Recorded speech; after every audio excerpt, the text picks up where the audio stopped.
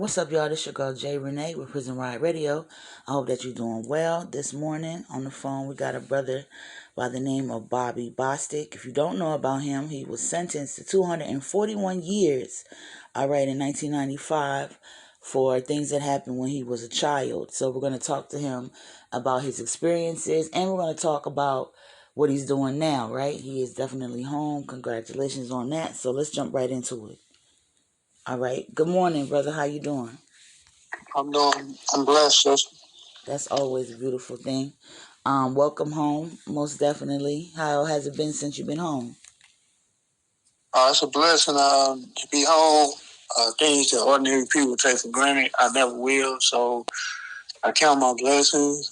Bills due today, but I don't complain. I just find a way to get things done. And only hardship I will have is technology. That's it. Not knowing how to use it because it wasn't such thing as the internet when I went to the prison, and I never used a cell phone prior to going to prison. So as I get used to those ordinary things, then everything else will, everything else working itself out. Most definitely. Technology can be something else, even for those that are a little well versed in it. So, tell the people a little bit about yourself and where you're from. I'm from St. Louis, Missouri.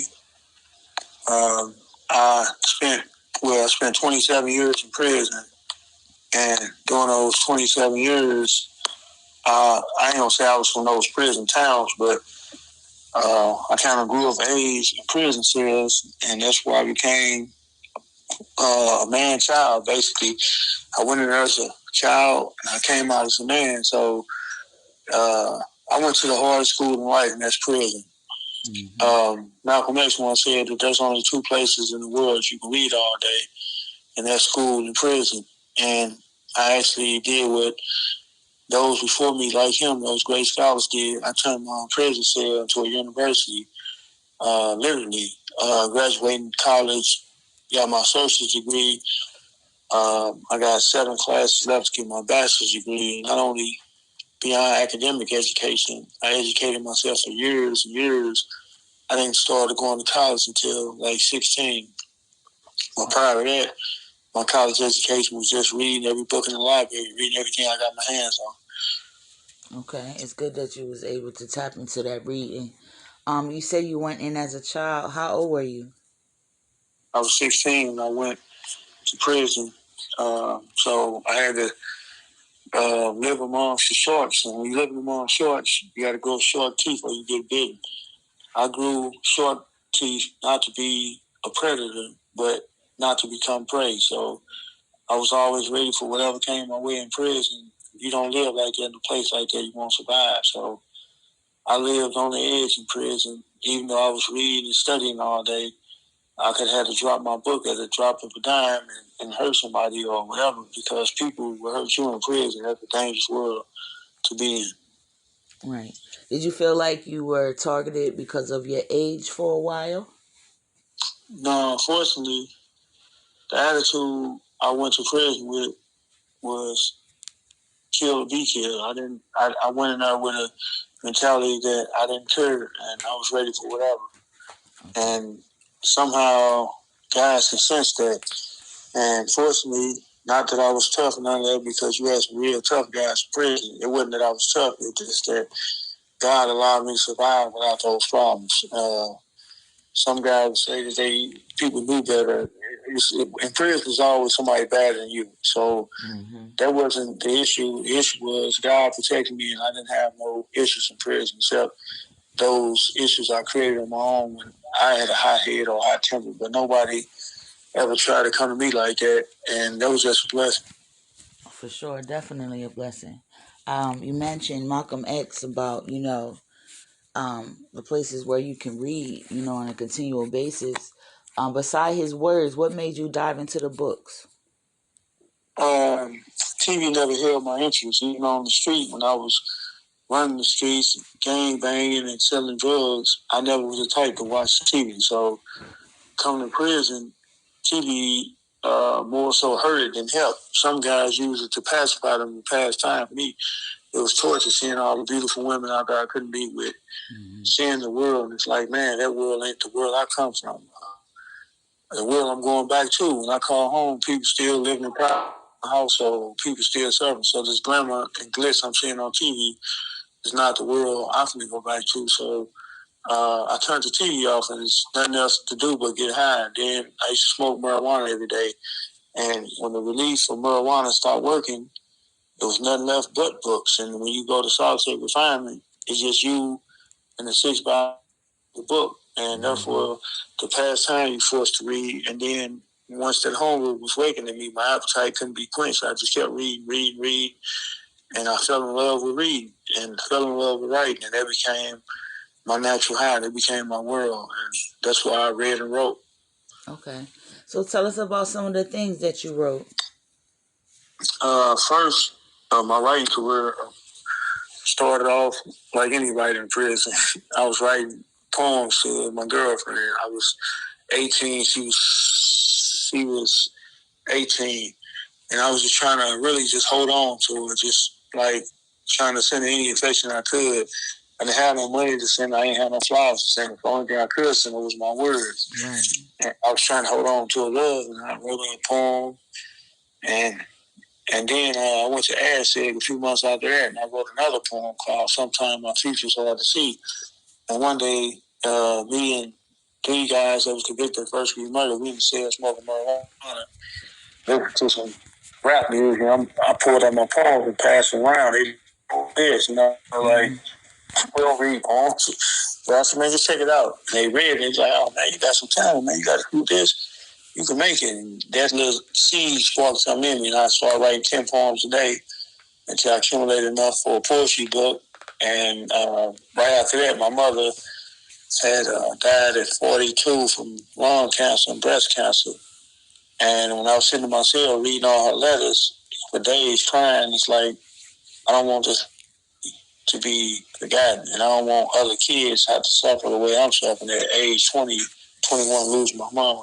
Right. And I can't tell them story. So let me write a book about this. I don't know where the idea came from because I never had an idea of writing a nonfiction book, but I just wrote her life story, her biography, as a tribute to her and all single mothers. And from there, my writing career took off, and I started writing other books, other poetry books, other nonfiction books. Now, in total, I wrote 15 books in prison, 6 of them nonfiction books, and 9 of them poetry books.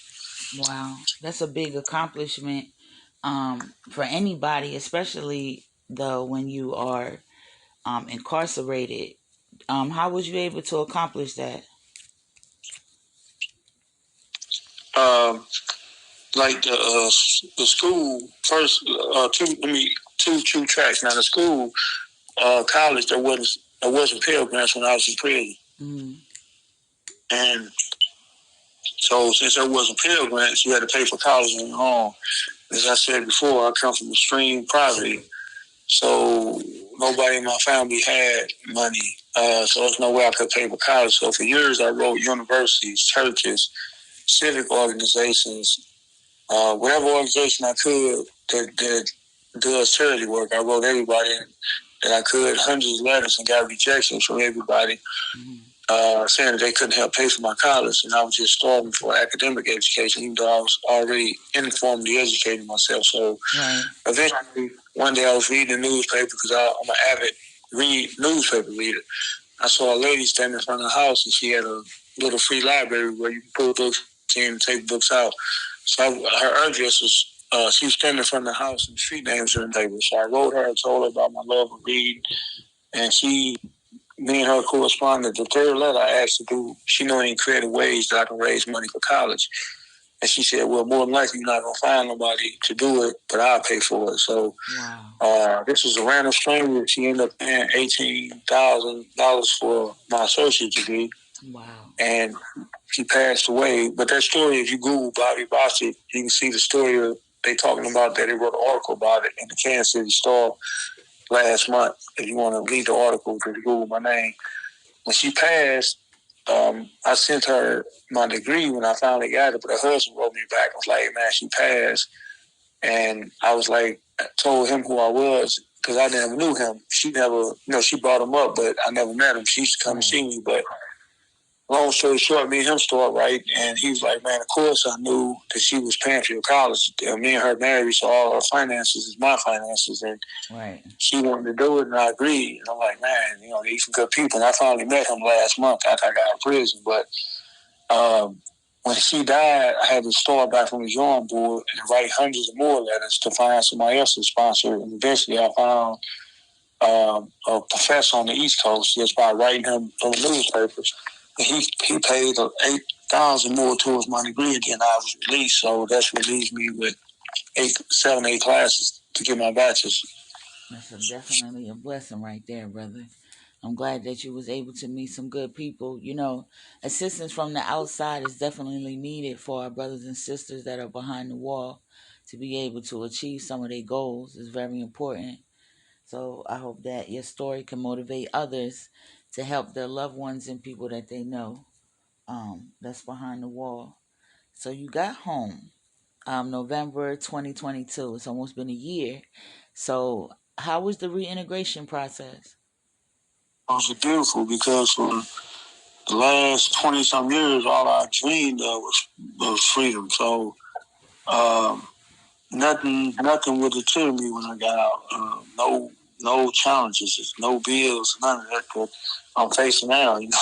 I'm back to life. I never paid a bill a day in my life prior to going to prison. Now, every time I go to the mailbox or check an email, it's another bill. So, but Yeah. that's life, though, and they don't deter me. I rather deal with those problems than deal with trying to figure out how I'm gonna get out of prison in 241 years, because the judge, the day I was sentenced, she told me, her exact words was, you made your choice, you will live with your choice, and you will die with your choice, because Bobby Bostic, you will die in the Department of Corrections.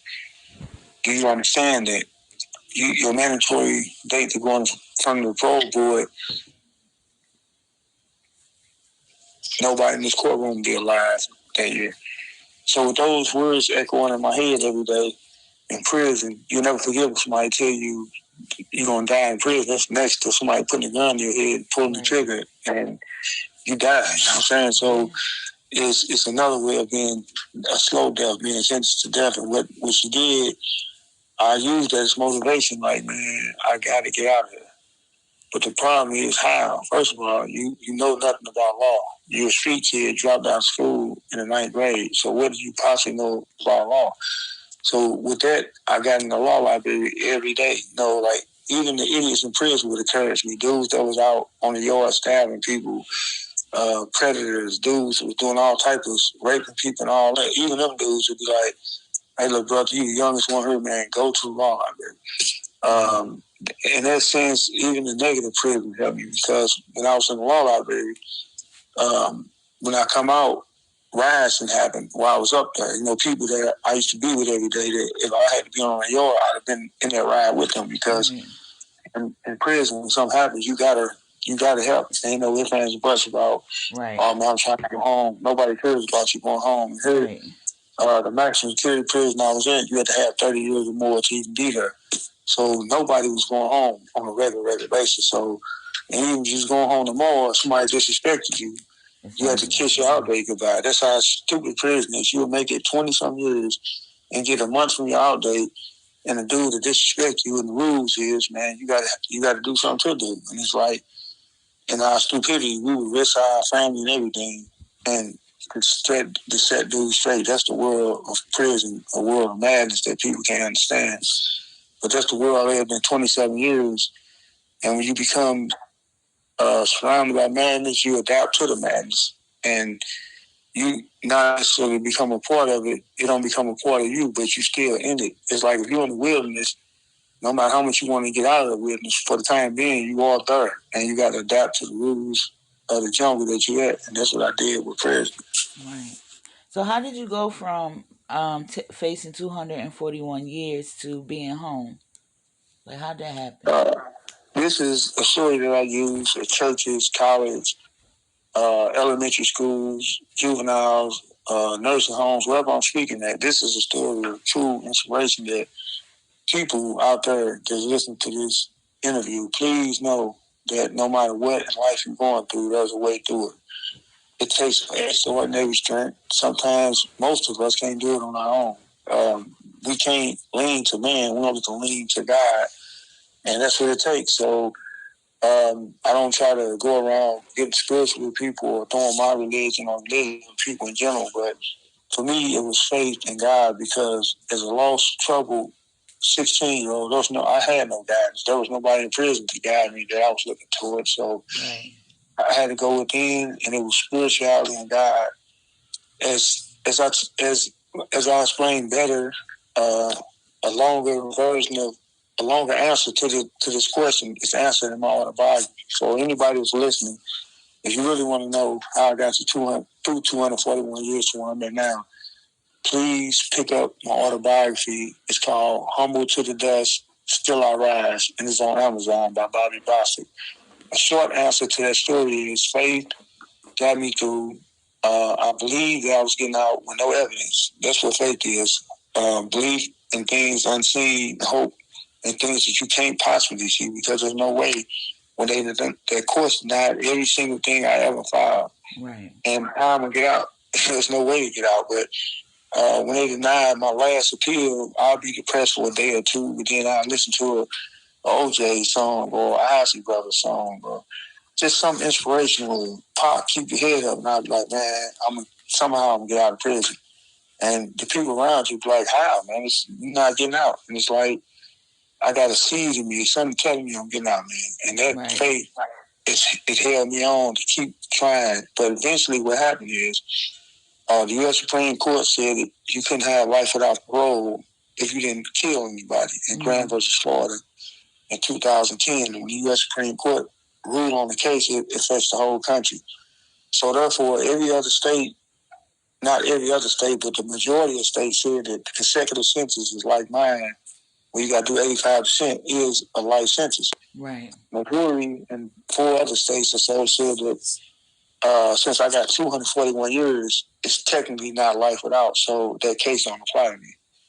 So based on the technicality of word game, I spent 12 more years in prison while Missouri wouldn't let me out because they said that 241 years with 85% of that sentence, it's not a life sentence. Yeah. But we know that's 5, 6 life sentences. Right. But the Attorney General said, okay, no, it's not a life sentence. So you're going to die in prison. Even though this case said you can't have life without it. You didn't kill nobody. You didn't kill anybody, but you still don't have life without. So you're going to die in prison. So that's what I was stuck at for 12 more years. But during those 12 years, I just kept motivating. And it's like, if I read these cases where every other state, they resentencing guys, and it's like, man, why I can't get out? Right. Not just to get out to get high or kick it, but to get out to make a change in the world. This is what I want to do, and they still won't let me out. But eventually, this is what happened. When the U.S. Supreme Court came back 4 years later and said, okay, you can't get a mandatory life without even you kill somebody as a juvenile if you was under 18 and kill somebody. So then they said it wasn't retroactive, meaning that it don't apply to old cases. Then the U.S. Supreme Court came back 4 years later and said it does apply to old cases. So the guys in Missouri and all other states started going off of parole and getting out dates with murder.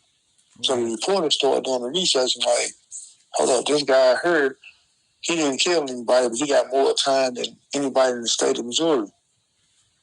So what do we do about this? And then they say, okay, who was the person who gave him the time? They start contacting the judge.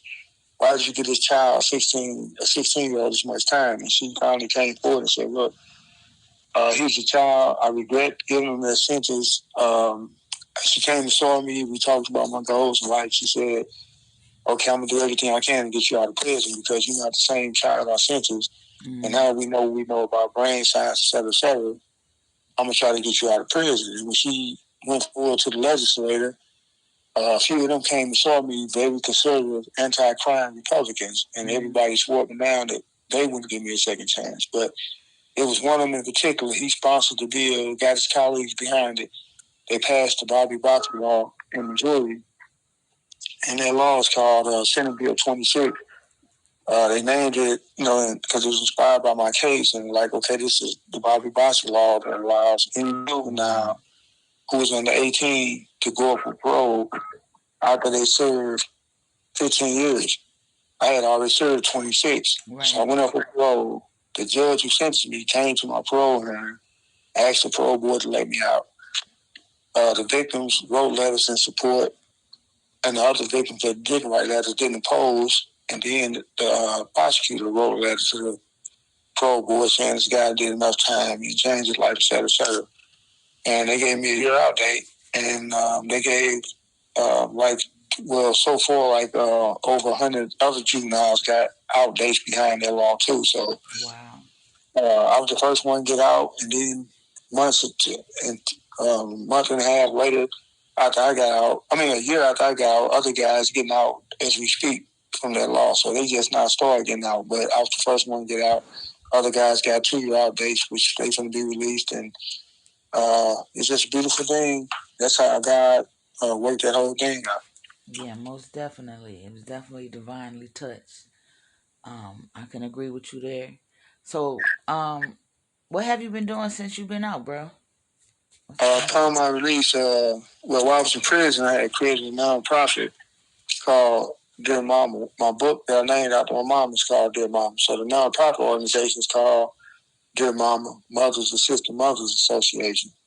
I'm the co-executive director of that organization. What I do with that is I do monthly pop-ups, bi-weekly pop-ups in different and private communities throughout St. Louis, Missouri. And also we adopt families online. They tell us what they need, and we take it to them, et cetera, et cetera. I'm doing that in my mom's honor to create her legacy, carry on her legacy of giving charity, so she won't be forgotten. I did that in prison. I'm pursuing that now that I'm out here. I do public speaking. So anybody who want me that's listening that want to do public speaking, my social media handles and everything will be at the end of this interview. You can reach out to me. I do public speaking, schools, churches, libraries, wherever I'm needed. Sometimes I do it free. I make money on the back end when I sell my books at those events. So I'm just a self-employed published author, public speaker, and also I go into the juvenile detention centers, county, city, and division youth services, and I do weekly workshops teaching these guys how to write business plans, how to write resumes, how to write essays, et cetera, et cetera. And the ones who I continue to mentor, I take them to job interviews, et cetera, when they get out. So I just stay doing the work that I was meant to do, get out, trying to tell kids my story, keep them out of trouble, and doing the nonprofit work and traveling, speaking, and selling books. So Okay. that's what I've been doing since I've been out. It sounds like you're doing your thing, and I know we all can appreciate you giving back and stuff, doing this work. That's a part of it. That's a part of the human existence, I believe. Many of my listeners believe is to help the next generation be better and greater. So definitely kudos to that, and congratulations on all your accomplishments. Again, welcome home. I want to give you an opportunity to just drop some gems and leave the people with something, whatever you want, bro. The floor is yours. Okay, for anybody who going through anything in life, if you just heard this story, then you can see that if a guy can persevere through that, you can get through anything. Look throughout history. Look at the Nelson Mandelas, the Malcolm X's. Not only that, look at the an inventor like Thomas Edison. You got to try 10,000 times to perfect a light bulb. Most people that gave up on the 20th, 30th, 40th, 50th, 100th, 300 tried. This man tried 10,000 times to get it right. Imagine how many letters I wrote and how many appeals they got denied. I kept going, but it was pioneers in history that you can look forward to. Whether you suffer from cancer, any type of medical illness, even if it's life-ending type of illness, what you going to leave in this world when you go? Everything is not lost. Your life is not lost. Make it for a purpose. Make people remember you by something that you did something to change this world, because we all see the problems of the world. But what are we going to do to change it? You got the potential. You got something, a gift that you got. We all got a gift. If we tap into that gift, then we can get that gift to the world. Not just remembered amongst our family, but we can be remembered for doing something in this world. We all got a talent. We all got a skill. We all got a gift. We all got a purpose. We here. And if we do something with that talent and skill, we can change people's lives. We can make a financial future for ourselves. We can create generational wealth with our talent and gifts, serving people, but at the same time creating wealth for our family. And we can help the world with our gifts just by talking, just by giving, just by doing, not by complaining, but trying to do something. If you need to lose weight, work out. You see this in prison, the most inspiring guys in the world at this time, working out, reading and studying. They can do that under those circumstances. We can do a lot out here. And if you're in a prison cell or you got a family member serving life, tell them about my story and what I did. And those guys in prison, I would never get out, man. This is no cookie cutter story. And then not only because I was juvenile, I get lucky, it was what I was doing in prison that put me in a position to get out of prison. It was my determination. That law changed not because of they said it. Missouri wasn't going to change the law. It was my story in itself that made the law change. So this is the impact that you can have, even as somebody who committed a crime or harmed society or harmed many people. Change that energy of guilt for what you did into energy to change the world, energy into doing something about the problems you see in your community. If you're a child suffering in poverty, just know that it's a phase in your life. You can change that poverty that your family had to suffer through. Even as a child, your voice is powerful. You can do anything. Just tap into the greats, tap into the civil rights heroes, people who went through struggles before you, and then just look out into the world and say, okay, I'm going to conquer these trials and tribulations I'm going through, these obstacles, and I'm going to do something with my life. So those are my jewels of wisdom for everybody out there.